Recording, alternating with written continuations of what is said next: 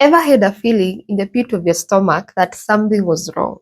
Maybe you were dating someone new and all of a sudden felt the urge to pull away, or you became convinced that they were lying even though you did not have any proof. You told yourself, I need to trust my gut. But then a week later, you realize you were wrong and you nearly sabotaged a great connection. The most frustrating thing about healing is that intuition and anxiety almost feel identical, but one is trying to save your life while the other is trying to keep you small.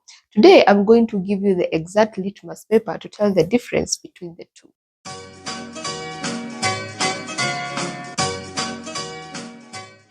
One of the most common questions I get asked in my coaching and therapy sessions is, Wangeshi, how do I know whether this is my intuition warning me or just my trauma talking? While it's a terrifying place to be in, because if you ignore your intuition, you end up getting hurt.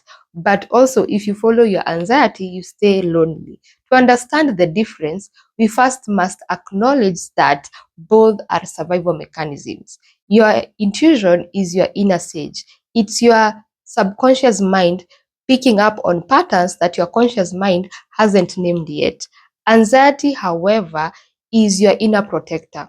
It's your nervous system reacting to perceived threats based on past trauma. Because the two use the same hardware, which is your nervous system, they both produce physical sensations. But it's in the quality of those sensations where the truth lies. Let's start with anxiety first. Anxiety is noisy, it's demanding, it's frantic.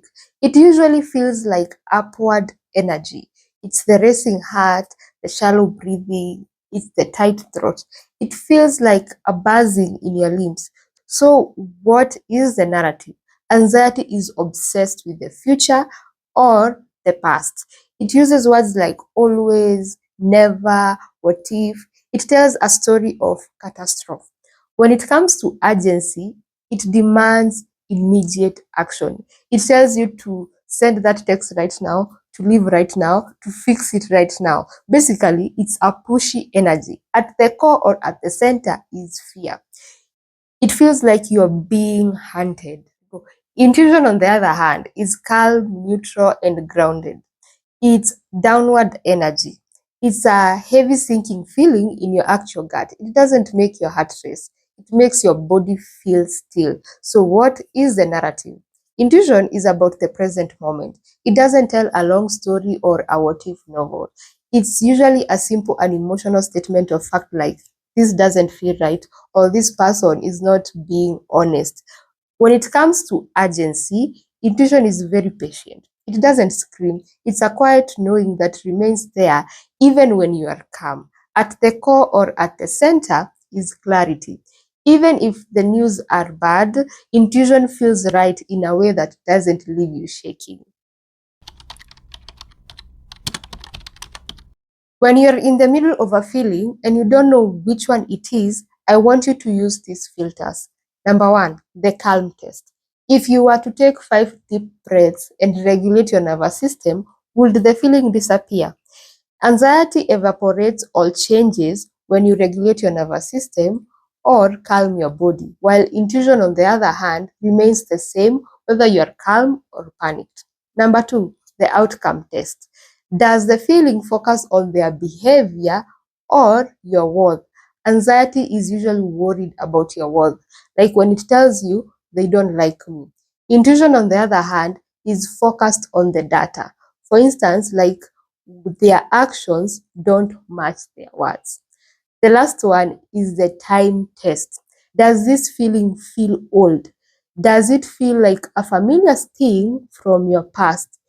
If the feeling has a flavor of an old trauma, then it is likely an attachment trigger. Intuition feels new and specific to the person in front of you. The goal is to move from being reactive to being responsive. If it's anxiety, your job is to self-soothe, which we talked about in my last video. You don't take action, you regulate. If it's intuition, your job is to observe. You don't have to blow up the relationship, but you do have to stop over-functioning. take a step back, watch, and wait for more data. Your intuition will always be proven right by time. You don't have to rush it to prove it. Learning to trust yourself, especially after trauma, is a slow process.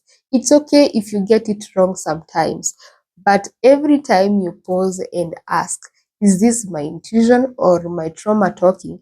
You are building self trust and you are becoming a person who can't be gaslit by others or by your own fears.